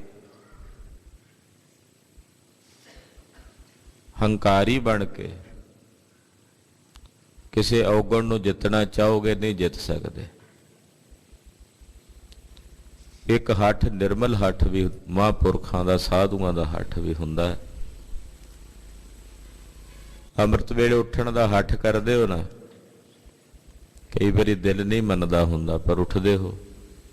ਇਹ ਨਿਰਮਲ ਹੱਠ ਹੈ ਵੀ ਮੇਰੇ ਗੁਰੂ ਨੇ ਕਿਹਾ ਹੈ ਉੱਠਣਾ, ਮੇਰੇ ਸਤਿਗੁਰਾਂ ਨੇ ਕਿਹਾ ਮੈਂ ਇਹ ਕੰਮ ਕਰਨਾ, ਉਹ ਹੱਠ, ਇਹ ਨਿਰਮਲ ਹੱਠ ਹੈ। ਇਹੋ ਜਿਹੇ ਹੱਠੀ ਮਹਾਂਪੁਰਖਾਂ ਦਾ ਅਸੀਂ ਰੋਜ਼ ਅਰਦਾਸ ਵਿੱਚ ਜਦੋਂ ਹੱਠੀਆਂ ਸ਼ਬਦ ਵਰਤਦੇ ਨਾ, ਹੱਠੀਆਂ, ਤੇ ਫਿਰ ਉਹਨਾਂ ਹੱਠੀਆਂ 'ਚ ਭਾਈ ਤਾਰੂ ਸਿੰਘ ਜੀ, ਉਹਨਾਂ ਹੱਠੀਆਂ 'ਚ ਭਾਈ ਸੁਬੇਗ ਸਿੰਘ ਜੀ, ਭਾਈ ਸਾਬਾਜ ਸਿੰਘ ਜੀ, ਸ਼ਹੀਦ ਭਾਈ ਮਨੀ ਸਿੰਘ ਜੀ ਹੱਠ ਪਾਲਿਆ। ਕਹਿੰਦੇ ਬੰਦ ਬੰਦ ਕੱਟਦਾ, ਕੂਣੀ ਦੂਣਾ ਕੱਟ ਬੰਦ, ਪਹਿਲਾਂ ਸ਼ੁਰੂ ਉਂਗਲ ਦੇ ਪੋਟੇ ਤੋਂ ਹੁੰਦੀ ਹੈ ਗੱਲ, ਇੱਥੋਂ ਸ਼ੁਰੂਆਤ ਕਰ, ਜਲਾਦ ਨੂੰ ਕਹਿੰਦੇ। ਉਹ ਨਿਰਮਲ ਹੱਠ ਹੈ। ਪਰ ਇੱਥੇ ਜਿਹੜਾ ਹੱਠ ਮਹਾਰਾਜ ਜੀ ਦੱਸ ਰਹੇ ਨੇ, ਹੰਕਾਰ ਸਹਿਤ ਕੀਤਾ ਹੱਠ, ਮੈਂ ਕਰੂੰਗਾ ਜੀ, ਮੈਂ ਕਰ ਲਾਂਗਾ ਜੀ। ਜਦੋਂ ਮਨ ਦੇ ਹੱਠ ਨਾਲ ਕਿਸੇ ਹੰਕਾਰ ਦੇ ਸਹਿਤ ਔਗਣ ਨੂੰ ਜਿੱਤਣਾ ਚਾਹੋਗੇ, ਨਹੀਂ ਜਿੱਤ ਸਕਦੇ। ਪਾਤਸ਼ਾਹ ਕਹਿੰਦੇ ਜੇ ਬਹੁਤਾ ਕਾਲੇ, ਤੂੰ ਬਹੁਤ ਕਾਲਣਾ ਵੀ ਕਾਲੇ ਨਾ, ਬਹੁਤ ਯਤਨ ਵੀ ਕਰੇ ਕਿ ਮਨ ਦੇ ਹੱਠ ਨਾਲ ਕਿਸੇ ਔਗਣ ਨੂੰ ਜਿੱਤ ਲੈ, ਨਹੀਂ ਜਿੱਤ ਸਕਦਾ। ਹਾਂਜੀ। ਤਰਫ ਜਿਨੈ ਸਤ ਭਾਉ ਦੇ, ਜਨ ਨਾਨਕ ਸ਼ਬਦ ਵਿਚਾਰੇ। ਤੇਰੇ ਜਿੰਨੇ ਔਗਣ ਨੇ ਉਹ ਤਾਂ ਤੂੰ ਜਿੱਤ ਸਕਦਾ, ਉਹਨਾਂ ਔਗਣਾਂ ਤੇ ਫਤਿਹ ਤਾਂ ਪਾ ਸਕਦਾ ਜੇ ਤੂੰ ਗੁਰੂ ਨਾਲ ਸੱਚੀ ਪ੍ਰੀਤ ਪਾ ਲਵੇਂ। ਤੇਰਾ ਗੁਰੂ ਨਾਲ ਸੱਚਾ ਪ੍ਰੇਮ ਪੈ ਜਾਏ ਤੇ ਸੱਚੇ ਭਾਉ ਦੇ ਸਹਿਤ ਤੂੰ ਉਹ ਸਾਰੇ ਆਸੁਰੀ ਔਗਣਾਂ ਨੂੰ ਜਿੱਤ ਲਏਗਾ। ਤਰਫ ਜਣੈ ਸਤ ਭਾਉ ਦੇ, ਸੱਚਾ ਪ੍ਰੇਮ ਕਰਕੇ ਗੁਰੂ ਨਾਲ, ਸੱਚੀ ਆਸ਼ਕੀ, ਸੱਚੀ ਪ੍ਰੀਤ ਕਰਕੇ ਇਹਨਾਂ ਔਗਣਾਂ ਨੂੰ ਜਿੱਤ। ਇਹੀ ਇੱਕ ਤਰੀਕਾ।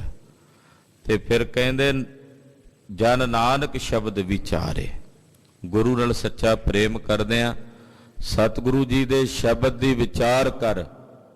ਜਿਵੇਂ ਜਿਵੇਂ ਗੁਰਬਾਣੀ ਨੂੰ ਵਿਚਾਰੇਗਾ, ਸੁਣੇਗਾ, ਤਿਵੇਂ ਤਿਵੇਂ ਤੇਰੇ ਅੰਦਰੋਂ ਔਗਣ ਛੁੱਟਦੇ ਜਾਣਗੇ, ਤੂੰ ਔਗਣਾਂ ਦਾ ਤਿਆਗੀ ਹੁੰਦਾ ਚਲਿਆ ਜਾਏਗਾ। ਅੱਜ ਹੋਰ ਕੱਲ ਹੋਰ, ਇਹ ਗੁਰਬਾਣੀ ਦੀ ਵਿਚਾਰ ਦਾ ਮਾਤਮ ਹੈ। ਆਪਾਂ ਇੱਥੇ ਬੈਠੇ ਕਥਾ ਸੁਣ ਰਹੇ ਆ ਨਾ ਸਤਿਗੁਰਾਂ ਦੀ ਬਾਣੀ ਦੀ, ਇਹਦਾ ਇਹ ਬੜਾ ਵੱਡਾ ਪੁੰਨ ਹੈ। ਜਿਵੇਂ ਜਿਵੇਂ ਵਿਚਾਰਾਂਗੇ ਔਗਣ ਦੂਰ ਹੋਣਗੇ। ਤਦੇ ਸਾਡੇ ਸਤਿਗੁਰਾਂ ਨੇ, ਵੱਡਿਆਂ ਨੇ ਗੁਰਬਾਣੀ ਦੀ ਵਿਚਾਰ ਦੀ ਮਰਿਆਦਾ ਚਲਾਈ ਵੀ ਗੁਰੂ ਘਰ ਵਿੱਚ ਗੁਰਬਾਣੀ ਦੀ ਕਥਾ ਹੋਵੇ, ਕਿਉਂਕਿ ਗੁਰਬਾਣੀ ਦੀ ਕਥਾ ਦੇ ਦੁਆਰਾ ਹੀ ਔਗਣਾਂ ਦਾ ਬੋਧ ਹੁੰਦਾ ਵੀ ਔਗਣ ਕੀ ਨੇ। ਫਿਰ ਉਹ ਔਗਣ ਸਹਿਜੇ ਸਹਿਜੇ ਛੁੱਟਦੇ ਨੇ ਤੇ ਅੱਗੇ ਜਾਂਦੇ ਨੇ। ਤਦੇ ਸਹਿਜੇ ਸਹਿਜੇ ਜੀਵਨ ਬਦਲਦਾ ਜਾਂਦਾ ਨਾ ਗੁਰਮੁਖਾਂ ਦਾ, ਜਿਹੜੇ ਸੰਗਤ ਕਰਦੇ ਆ, ਕਥਾ ਸੁਣਦੇ ਆ, ਕੀਰਤਨ ਸੁਣਦੇ ਆ। ਅੱਜ ਹੋਰ ਕੱਲ ਹੋਰ, ਜਿਵੇਂ ਜਿਵੇਂ ਜੀਵਨ ਬੀਤਦਾ, ਪਰਮੇਸ਼ਰ ਦੇ ਭਜਨ ਦੁਆਰਾ ਉਹਨਾਂ ਦੀਆਂ ਸਾਰੀਆਂ ਖਾਮੀਆਂ ਅੰਦਰੋਂ ਪਰਮੇਸ਼ਰ ਦੀ ਦਇਆ ਮਾਇਆ ਨਾਲ ਕੱਟੀਆਂ ਜਾਂਦੀਆਂ। ਖਾਲਸਾ ਜੀ, ਨਾਮ ਦੀ ਸਾਧਨਾ ਇੰਨੀ ਵੱਡੀ ਬਰਕਤ ਵਾਲੀ ਹੈ ਕਿ ਜੇ ਕੋਈ ਬੰਦਾ ਕੰਮ ਚੰਗੇ ਕਰ ਰਿਹਾ, ਪਰਉਪਕਾਰ ਦੇ, ਕਹੇ ਵੀ ਮੈਂ ਭਜਨ ਨਹੀਂ ਕਰਨਾ, ਉਹਦਾ ਕਲਿਆਣ ਨਹੀਂ ਹੋਣਾ, ਅੰਤ ਨੂੰ ਮੁਕਤੀ ਨਹੀਂ ਹੋਣੀ। ਅਗਰ ਕੋਈ ਬੰਦਾ ਬਹੁਤ ਮਾੜੇ ਆਚਰਣ ਵਾਲਾ ਰਿਹਾ ਹੋਵੇ, ਜਿਹਦਾ ਕਿਰਦਾਰ ਪਹਿਲਾਂ ਬਹੁਤ ਮਾੜਾ ਹੋਵੇ, ਭ੍ਰਸ਼ਟਿਆ ਹੋਵੇ, ਉਹ ਬੰਦਾ ਭਜਨ ਕਰਨ ਲੱਗ ਪਏ, ਪਰਮੇਸ਼ਰ ਦੇ ਨਾਮ ਦੀ ਸਾਧਨਾ ਕਰਨ ਲੱਗ ਪਏ,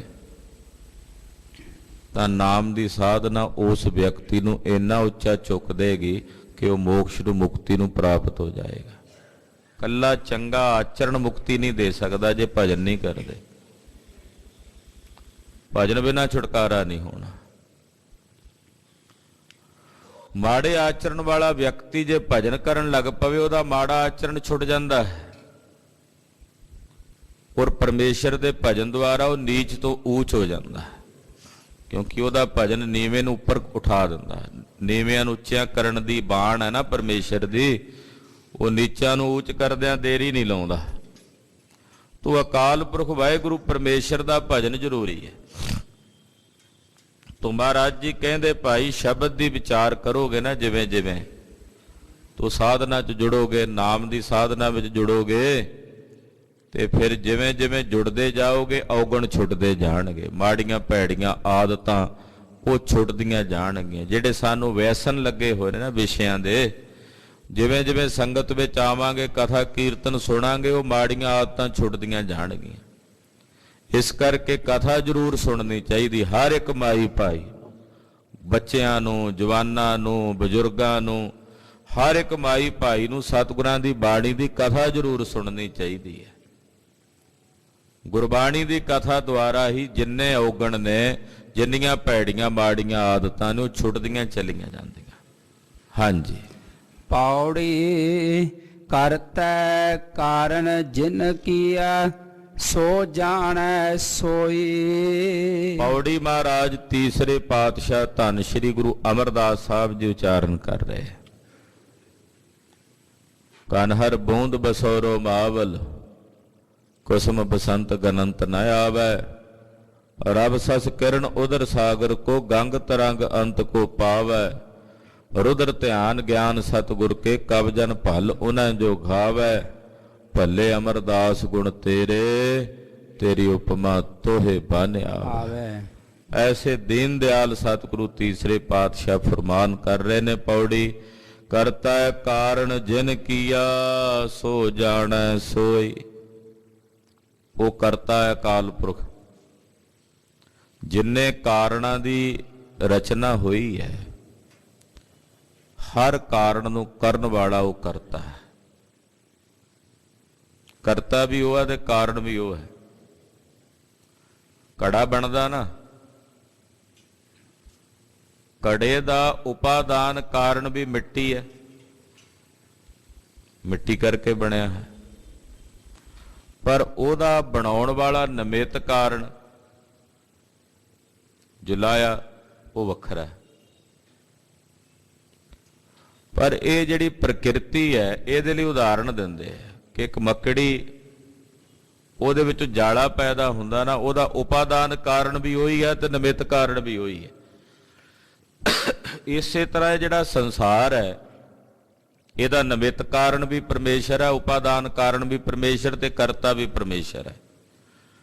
ਉਹ ਵੱਖਰਾ ਨਹੀਂ ਹੈ, ਕਾਰਨ ਵੀ ਆਪ ਹੈ ਤੇ ਕਰਤਾ ਵੀ ਆਪ ਹੈ। ਕਰਤਾ ਕਾਰਨ ਜਿਨ ਕੀਆ, ਉਸੇ ਕਰਤੇ ਨਹੀਂ ਇਹ ਸਾਰੇ ਕਾਰਨ ਰਚੇ ਸ੍ਰਿਸ਼ਟੀ ਦੇ। ਸੋ ਜਾਣੈ ਸੋਈ, ਉਹੀ ਜਾਣਦਾ ਸਾਰਾ ਕੁਝ, ਕਿਉਂਕਿ ਜਿਸ ਨੇ ਕੀਤਾ ਉਹਨੂੰ ਪਤਾ ਵੀ ਹੈ ਵੀ ਮੈਂ ਕੀ ਬਣਾਇਆ, ਕੀ ਕੀਤਾ। ਹਰ ਇਸ ਸ੍ਰਿਸ਼ਟੀ ਦਾ ਕਾਰਨ ਕੀ ਹੈ ਉਹ ਪਰਮੇਸ਼ਰ ਜਾਣਦਾ ਜਿਸ ਨੇ ਕੀਤਾ। ਅਸੀਂ ਤਾਂ ਅੰਦਾਜ਼ੇ ਹੀ ਲਾਉਂਦੇ ਆ ਨਾ ਵੀ ਇਦਾਂ ਬਣੀ ਹੋਵੇਗੀ, ਇਦਾਂ ਬਣੀ ਹੋਵੇਗੀ, ਆਹ ਸ੍ਰਿਸ਼ਟੀ ਇਦਾਂ ਰਚਨਾ ਹੋਈ ਹੋਵੇਗੀ, ਸਾਡੇ ਤਾਂ ਅੰਦਾਜ਼ੇ ਨੇ।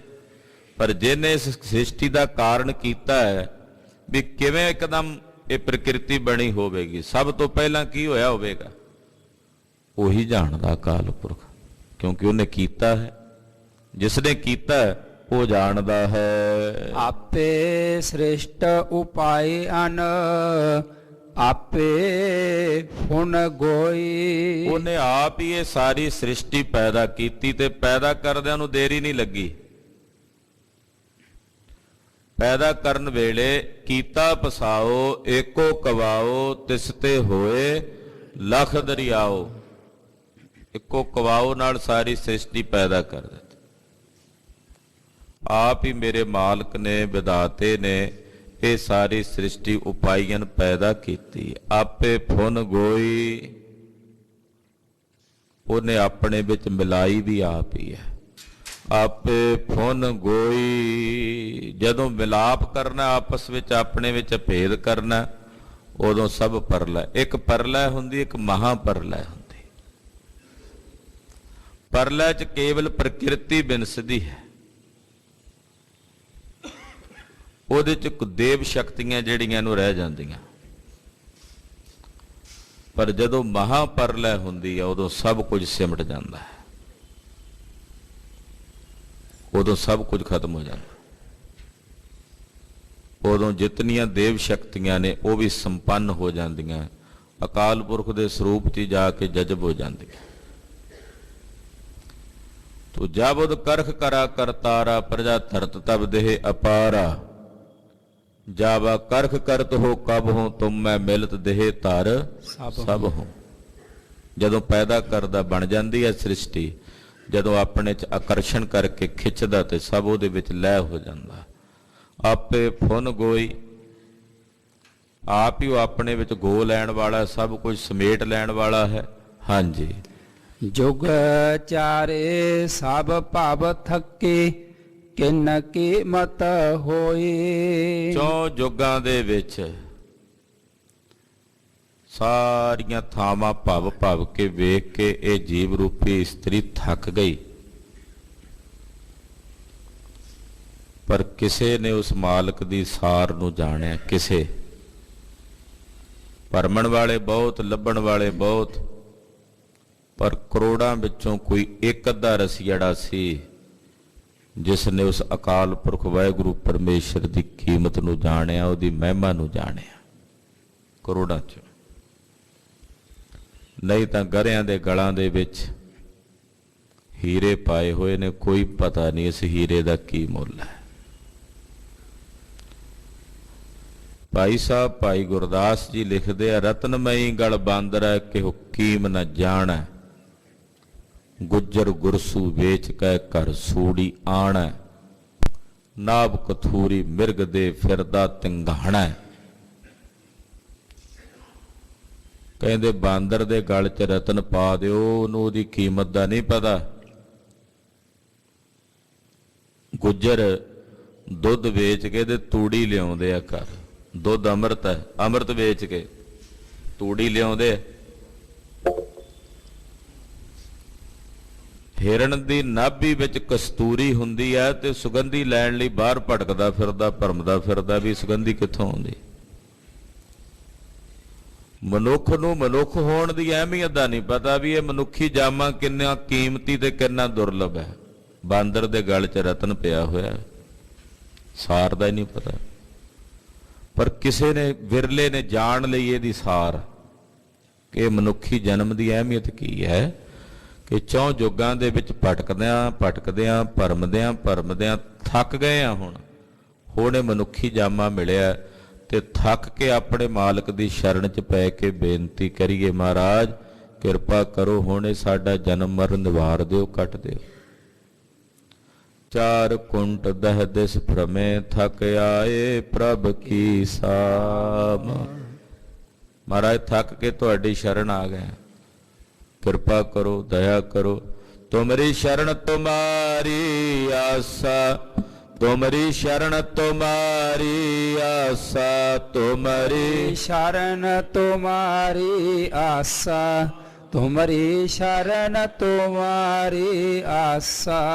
ਤੁਮਰੀ ਸ਼ਰਨ ਤੁਮਾਰੀ ਆਸਾ, ਤੁਮਰੀ ਸ਼ਰਨ ਤੁਮਾਰੀ ਆਸਾ। ਤੁਮਰੀ ਸ਼ਰਨ ਤੁਮਾਰੀ ਆਸਾ, ਤੁਮਰੀ ਸ਼ਰਨ ਤੁਮਾਰੀ ਆਸਾ। ਮਹਾਰਾਜ ਤੁਹਾਡੀ ਸ਼ਰਨ 'ਚ ਸਾਨੂੰ ਆਸ ਭਰੋਸਾ ਤੁਹਾਡਾ ਹੈ, ਕਿਰਪਾ ਕਰੋ। ਹਾਂਜੀ। ਸਤਿਗੁਰ ਏਕ ਵਿਖਾਲਿਆ, ਮਨ ਤਨ ਸੁਖ ਹੋਈ। ਮੇਰੇ ਸਤਿਗੁਰਾਂ ਨੇ ਮੈਨੂੰ ਇੱਕੋ ਮਾਲਕ ਦੇ ਦਰਸ਼ਨ ਕਰਾ ਦਿੱਤੇ ਆ, ਇੱਕੋ ਹੀ ਵਿਖਾਲ ਦਿੱਤਾ ਹੈ, ਜਿਸ ਨੂੰ ਵੇਖਦਿਆਂ ਮੇਰੇ ਮਨ ਨੂੰ ਔਰ ਮੇਰੇ ਤਨ ਦੋਨਾਂ ਨੂੰ ਸੁਖ ਵਰਤ ਗਿਆ ਹੈ। ਗੁਰਮੁਖ ਸਦਾ ਸਲਾਹੀਐ, ਕਰਤਾ ਕਰੇ ਸੋ ਹੋਈ। ਜਿਹੜੇ ਗੁਰਮੁਖ ਨੇ ਉਹ ਸਦਾ ਉਸ ਮਾਲਕ ਨੂੰ ਸਲਾਉਂਦੇ,